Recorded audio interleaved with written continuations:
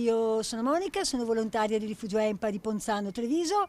Vi chiedo in ginocchio la cortesia, non abbandonate gli animali, soprattutto in questo periodo pasquale. È facile andare in vacanza, lasciarli legati a un albero, lasciarli fuori di un posto qualsiasi, non lo fate perché meritano amore, famiglia e anche loro vivere la Pasqua in famiglia. Ha fatto da sfondo pochi giorni fa uno degli episodi di abbandono più spregevoli dell'ultimo periodo, il territorio di Ponzano Veneto, quello di Piccola, cagnolina di 18 anni lanciata dal finestrino dal padre della sua padroncina che l'ha poi denunciato pubblicamente sui social.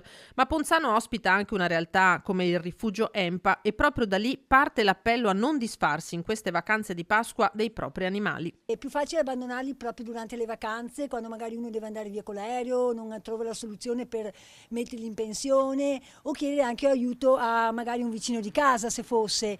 Quindi è più facile lasciarli in giro. Ci sono ancora tanti abbandoni, anche qua a Treviso, anche qua nel Trevigiano, e magari meno rispetto ad altri posti, però ripeto ci sono ancora. Per fortuna ci sono anche tante persone disposte ad accogliere un trovatello. Noi siamo fortunati perché siamo un rifugio che fa tante adozioni. Il 14 aprile facciamo il Libera Tutti proprio perché è una giornata aperta per cercare di mandare a casa cani più possibile. Quindi venite a trovarci il 14 di aprile, non abbandonate i nostri amici pelosi, che siano gatti, cani, e vi aspettiamo.